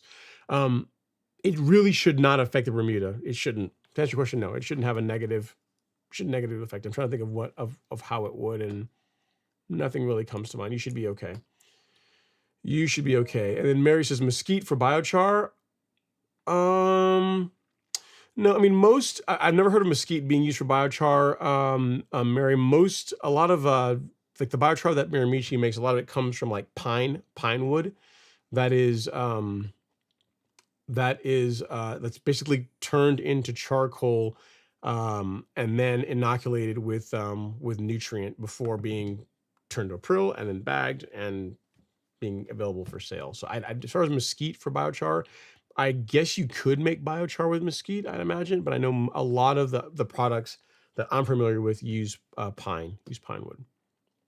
All right, next up is Rohan. He says, "Sir, I have a Xeon Zoysia and hybrid Bermuda on the same lawn. I'm always confused what fertilizer I can use. I'm from Atlanta." The same. So the same fertilizer you use on Bermuda, you can also use on Zoysia, Rohan. Case in point, I've got Bermuda and I've got Zoysia in the front, and I use the same fertilizer on both lawns. What you will find is that Zoysia tends to need less fertilizer. So while you can use the same fertilizer, you can reduce the rate slightly on your Zoysia lawn versus your Bermuda. But as far as which product, like what you buy for Bermuda, will also work on the Zoysia. You just takes a little bit less of it than what Bermuda will call for. All right. Okay, next up is Dan. He says, "I ordered my first powered reel mower last week on your recommendation. Congratulations, sir." Revolution 26 will arrive sometime after October 1st. Sadly, we'll have to wait until next season to use it. That's okay, man. You can take pictures with it. You can post them. That's part of it, man. Part of the point of getting like new equipment is just being able to show it off on the internet, right? So you'll be in good shape for next year. You've already got it, so that's the big thing. It's better to have it now than be deciding, March timeframe you're going to order one, and then when Rear Rollers is really busy, it may take you longer to get it. So getting it now, being in good shape, you will be good to go. And I like your plan. I think you made the right choice getting it now versus waiting until next year. And again, congrats on the equipment. All right, Timothy Gonzalez says, "Hey Ron, skunks. What's a good way to get rid of skunks from digging up my father's newly seeded cool season lawn?" I imagine there's some kind of product you can use to deter them. I just don't know. I've never had to deal with that one, Timothy. I'm sure much like there's like deer repellent and rabbit repellent, there's likely a product you can buy either at one of the big box stores or on Amazon or somewhere else that will repel skunks. I just don't know off the top of my head what it would be. So I'd say do some digging and go that route. I'm sure there's an option. I just don't know what it is. I fortunately, knock on wood, have never had to deal with that in my lawn. Not yet. Dealt with moles, dealt with armyworms, no skunks. Not yet. Dealt with rabbits. Rabbits are a pain. In my case, you know what I did? Rabbits like to hang out in the shrubs near the house. So what I just did is just cut the shrubs back. So I thin the shrubs out a little bit, and they don't like it as much because I guess as far as like cover for them to be able to hang out and feel like they're safe when they're there, it's not. It feels more exposed now, so they just kind of moved on to somewhere else. So it was like an easy way to kind of get them to pick another place to set up their what is it? I guess rabbits have a hutch. So set up their little home.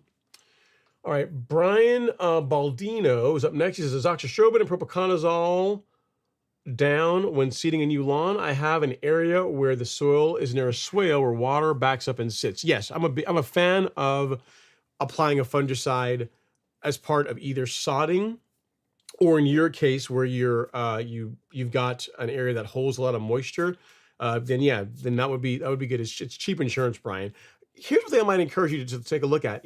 If there's While yes, this is an option, like going on putting out essentially headway, propiconazole and azoxystrobin can work.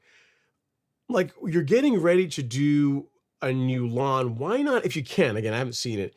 Is there anything you can do to help with drainage, like just to help correct that problem to where water just doesn't stay there as much?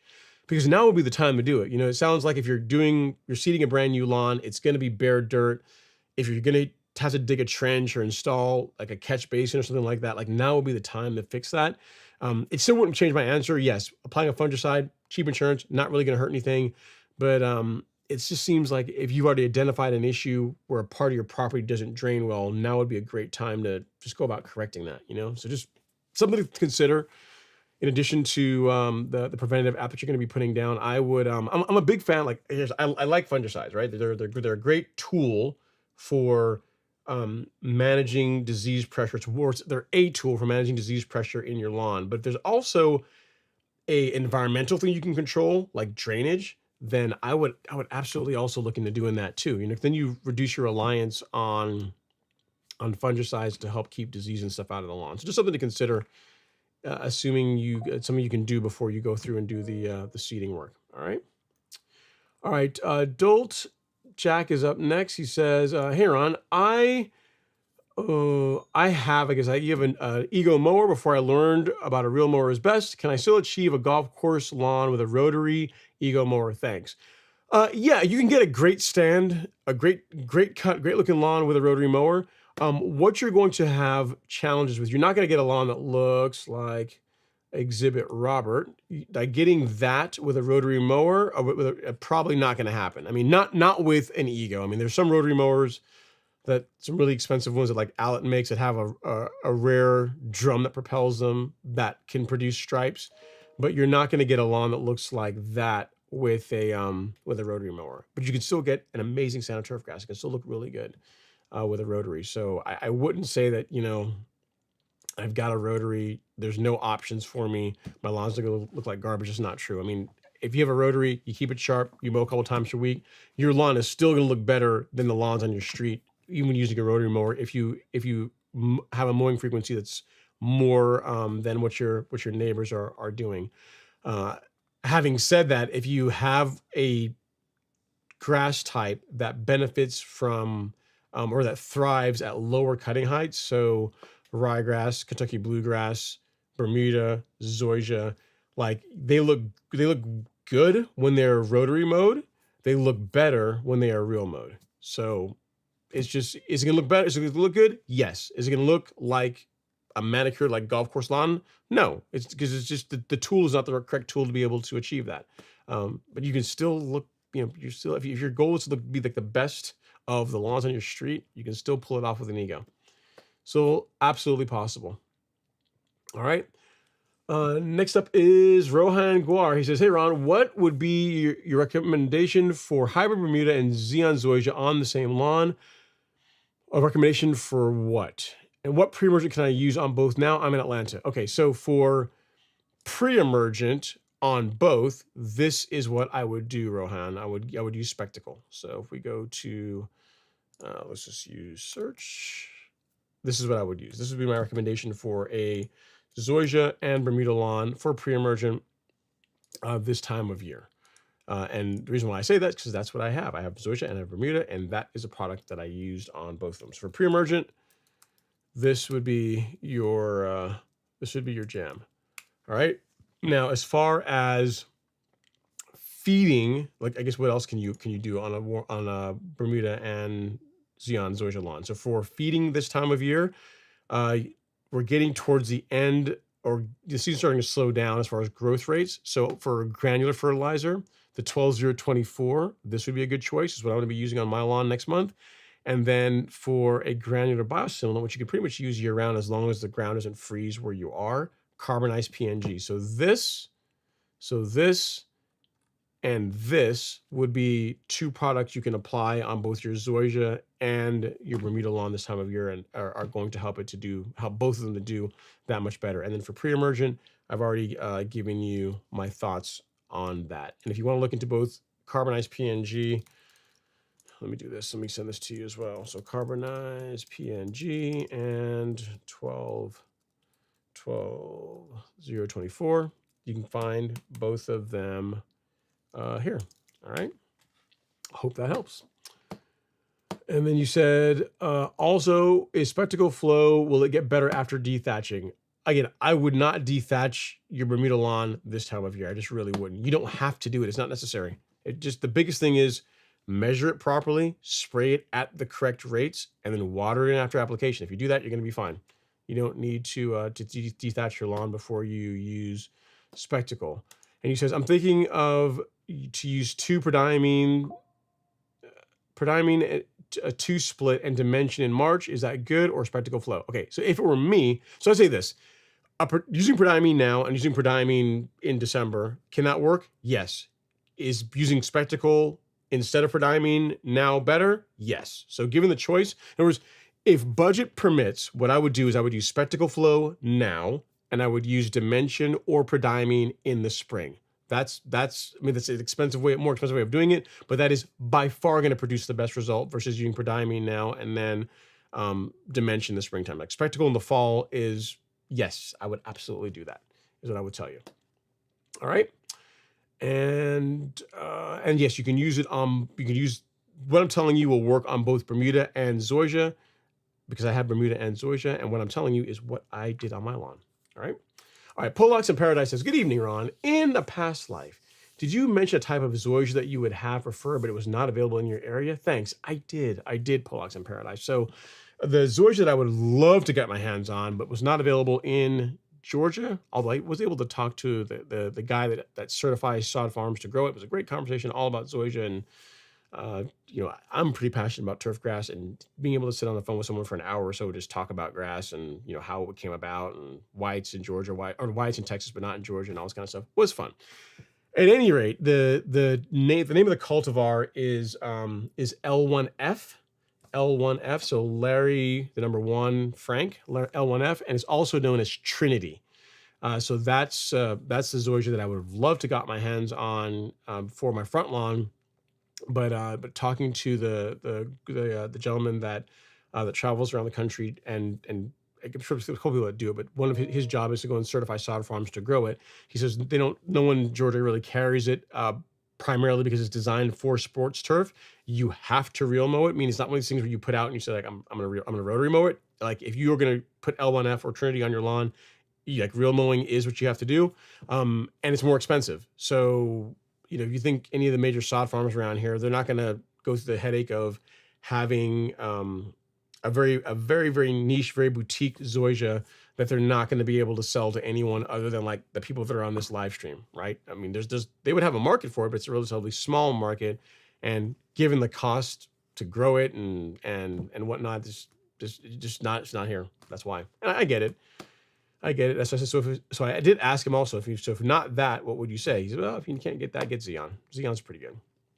Xeon, it's not as nice as Trinity, but it's an option. And I got my Xeon, and I am in love with it. It's a beautiful grass. Beautiful grass. I'm really happy with how it's come out this year. All right. Taz Lab says, thank you, sir. You're very welcome, Taz. And then Taz Lab says, what's the equivalent of spectacle for cool season lawn? There isn't really. So I'd say in your case, if you're not overseeding your lawn, then a prodiamine app now, and then a prodiamine app in a few weeks before your first frost would be a good option for minimizing the amount of Poa annua and Poa trivialis that you have in your lawn next year. That's the way I would go. Do not use spectacle. Cannot be used or should not be used on cool season grass. You're going to damage it. So use it. It's only for warm season grass. In your case, prodiamine at the correct rates for your grass types, like 0.2 ounces per thousand is works well for most warm season grass types. But again, look at the label, but like 0.2 per thousand is it's a good starting point for warm season lawns for prodiamine. All right. And then we have Rohan. He says, last question. What do you recommend for lawn leveling in the spring? Soil, masonry, compost masonry, or others? What ratio? Zoysia and Bermuda, both on the same lawn. Thanks. Okay, so for leveling, what I would say is use I like sand and a screened compost. So sand or compost is what I would go with. Given that you are in Atlanta, I believe is what you said, Rohan, what I would go with is just Super Sod's level mix. Like that's the way to go. It's going to be great product. You can have 70% sand, 30% of their compost in it. You're not going to have a bunch of rocks and other grass and other trash in it that you have to get rid of. And it's a great product. So this here, their level mix, is what I would do. So come springtime, this is what you're going to want to go with. All right. So level mix. And if you use that link, also, it'll save you a little bit of money. In the spring, we'll probably have another coupon code or code that they'll give us. But yeah, that link will take some off of whatever incentives they're running. It will lower the price by a little bit. So it doesn't really cost you anything to do that. All right. So that is what I would use, given that you're in Atlanta. That's the option for, in my opinion, the best option for a top dressing or leveling mix. Now, if you're not going to do that, you could get masonry sand and compost. Masonry sand and soil would also work well too, but why not just use the level mix? It's a better product and less headache. That's what I would do. All right, Aaron G says, how many applications of biochar are needed? Can give me years if easier before your soil truly changes for the better permanently. I mean, one is going to provide benefits, Aaron. It's impossible to say how many apps it's really going to take, but after a single application, the component of carbonized PNG that really sticks around for a long time is the biochar, right? So the compost eventually breaks down, but the biochar really helps with the nutrient holding capacity of the soil. So after a single app, there are going to be some benefits to it. How I use the product is throughout the growing season, I use it along with my fertilizer app. So in the beginning of every month, when I'm applying Humic Max, I will also apply carbonized PNG as well. So I do my granular biostimulant in the form of carbonized PNG and also Humic Max along with that. So those happen once per month throughout the growing season. But again, a single app is going to provide benefits, and then applying it monthly throughout the growing season is just going to provide more benefits because you're just building up the amount of biochar that's going to be in the soil. All right. So hope that helps, Aaron. There's not an easy way to answer that question other than saying after one, there's some benefits now, and as you do more, it gets better. All right, Brett Curran is up next. He says, what's the best way to promote root growth during the winter? Thanks. Yeah, I mean, so a grass like Bermuda, I mean, you're not really going to really promote or push a bunch of growth. I'm not sure what kind of grass you have, Brett, but pushing a bunch of growth during the wintertime, for the most part, the lawn just slows down and you're not getting a lot of top growth or a lot of root growth activity in the winter months. To help promote root growth, say during when the active growing season, fertilizers with phosphorus, assuming, and again, this is only really if your soil is deficient in phosphorus. So say you did a soil test, your phosphorus levels are low, then supplementing with phosphorus will help aid in root development. But as far as I guess trying to accelerate root growth during the winter months, it's not really the time of year to really do that, is what I would tell you, Brett. So yeah, I mean, I'd say do a soil test. If your soil is deficient in phosphorus, apply phosphorus, and mow your lawn regularly. That's going to do a lot just to help stimulate growth overall, both top and beneath the soil. All right, that's what I would tell you. Okay, Thomas Hoffman says, what is the most ideal time to put down a fungicide on a St. Augustine lawn? So it depends on what you're trying to accomplish. If you're looking to do it preventatively, Thomas, there's 2 times of year when I find it works well. So in the months of May and June, so when we're in the late spring going into the summer, when temperatures are beginning to get warmer, but we're also getting a lot of rainfall. So you're dealing with pretty much a time when there's a lot of humidity, a lot of moisture that's staying on the lawn, and it creates conditions where disease can more easily take hold. So in the months of May and June is when I'd recommend it. And then in the cooler times of the year, in the months of October and November, primarily with the purpose of preventing spring dead spot, is when I would do fungicide apps.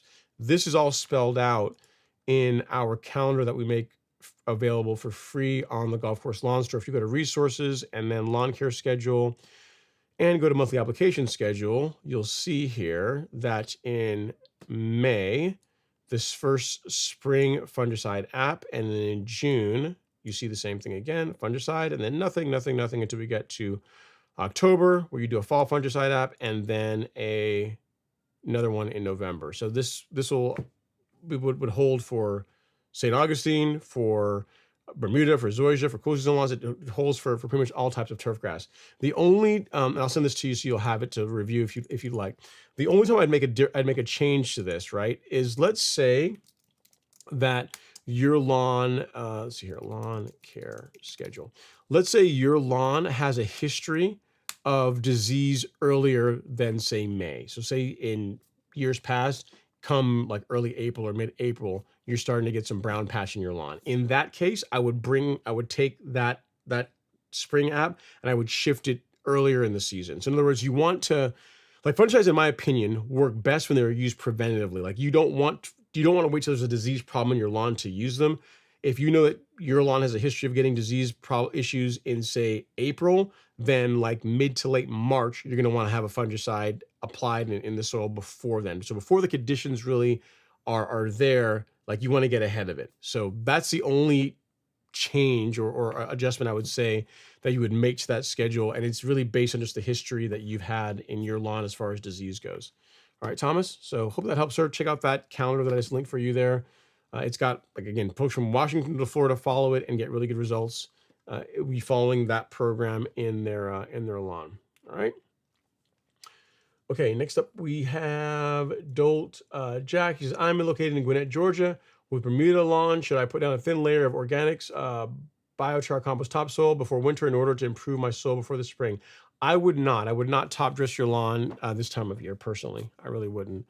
If you want to do just like say biochar in the form of say a product like carbonized PNG, that would be okay because it's really like a prill that you're putting out. You're not putting a thin layer of soil. You're not putting a layer of soil over the entire lawn that the grass has to grow through. Like that, I'd be fine with.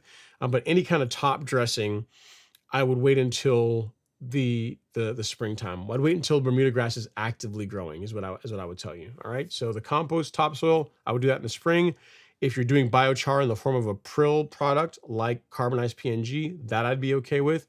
But as far as like any top dressing, I really wouldn't do that this time of year. I really wouldn't. I mean, I'll give you an exception. The only exception that would be, let's say you're planning to do like a perennial ryegrass overseed. In that case, like a light top dressing would be okay because you're really doing it to help improve your germination, just to help the perennial ryegrass. It's more for the ryegrass, not so much for the Bermuda grass. In your case, it doesn't sound like that's what you're doing. It sounds like you're just looking to improve soil quality overall. What I would tell you is do a soil test.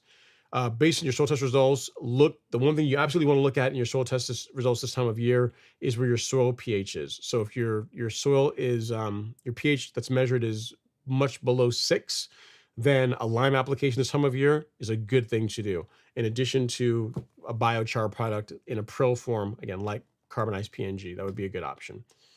All right, Dolt Jack. And if you're wondering what product I'm talking about, I will link it for you in the chat. But again, your soil test kit you can get on the Golf Course Lawn Store, and carbonized PNG you can also get on the Golf Course Lawn Store. That I would do this time of year, but top dressing, I personally would not do that if it were me. All right. At Dolt Jack. All right. Okay. You are very welcome, Taz Labs. And then next up is Asian Daddy. Says, it seems like Bermuda grass is very smooth and carpet-like in September, or is it me? It depends on how you maintain it. It depends on how you take care of it. Bermuda grass that's rotary mode, even if it's rotary mode, if it's rotary mode at an inch and a half, it can look really nice. But as far as like that, like true carpet golf course lawn look, it's more a function of the equipment that you're using to cut it more so than the grass. So if you're rotary mode Bermuda, it'll look decent, but it's not going to look like this with a rotary mower in September.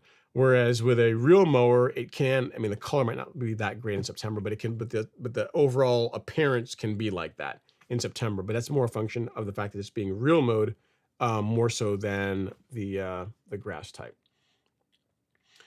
All right, Buddy Brown says, is it too late to put out a 13-13-13 in Buford, Georgia? Depends on the makeup of it. If it's a relatively low, it's really low analysis. You're not pushing a ton of growth with that. I without seeing the product, I can't say for sure, Buddy, but I'd be inclined to say it likely be fine.